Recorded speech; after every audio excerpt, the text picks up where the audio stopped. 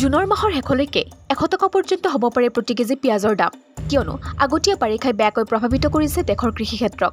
বাৰিষা অহাৰ লগে লগে দেশত পিঁয়াজৰ দাম বৃদ্ধিৰ আশংকাই দেখা দিছে প্ৰতি কেজি পিঁয়াজত 50-60 টকা পৰ্যন্ত বৃদ্ধি পাব পাৰে যোৱা সপ্তাহত উত্তৰ দক্ষিণ আৰু মধ্য ভাৰতত ধাৰাসাৰ বৰষুণ হোৱা দেখা গৈছে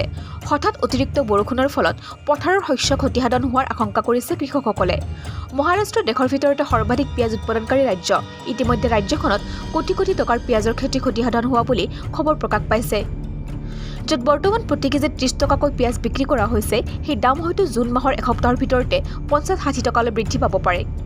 মাহৰ শেষলৈকে পিঁয়াজৰ দাম দুগুণ বৃদ্ধি হোৱাৰ সম্ভাৱনাও নথকা নহয় মহাৰাষ্ট্ৰৰ এটা পিঁয়াজ উৎপাদনকাৰী সংস্থাই বৰষুণৰ ফলত ক্ষতিগ্ৰস্ত হোৱা শস্যৰ ক্ষতিপূৰণ হিচাপে প্ৰতি একৰ ভূমিত 1 লাখ টকা দিবলৈ দাবী জনাইছে ইয়াৰ পাছতে প্ৰশ্ন উত্থাপন হৈছে যে যদি বাৰিষাৰ আৰম্ভণিতে এনেকুৱা পৰিস্থিতি হয় তেন্তে অনাগত দিনত পুনৰ প্ৰতি কেজি পিঁয়াজৰ দাম 80-90 টকা বা 100 টকালৈ বৃদ্ধি পাব পাৰে পিঁয়াজৰ খেতিয়কসকলে যোৱা 29 মেত মহাৰাষ্ট্ৰৰ মুখ্যমন্ত্ৰী দেৱেন্দ্ৰ ফডণৱিছলৈ এখন পত্ৰ লিখিছিল পত্ৰখনত উল্লেখ আছে যে মে মাহত মহাৰাষ্ট্ৰত ধাৰাসাৰ বৰষুণ হৈছে ইয়াৰ ফলত জলগাঁও ধুলে নাছিক পুনে আদিকে ধৰি সৰ্বাধিক পিঁয়াজ উৎপাদন হোৱা জিলাসমূহ যথেষ্ট ক্ষতিগ্ৰস্ত হৈছে চপোৱাৰ আগতে সকলো শস্য নষ্ট হোৱা বুলি কোৱা হৈছে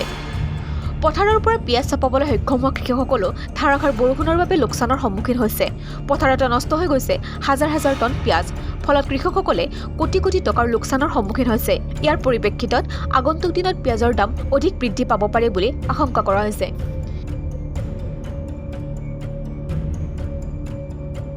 নিউজ ডেস্ক ৰিপোৰ্ট টিভি নানাসাম ডিজিটেল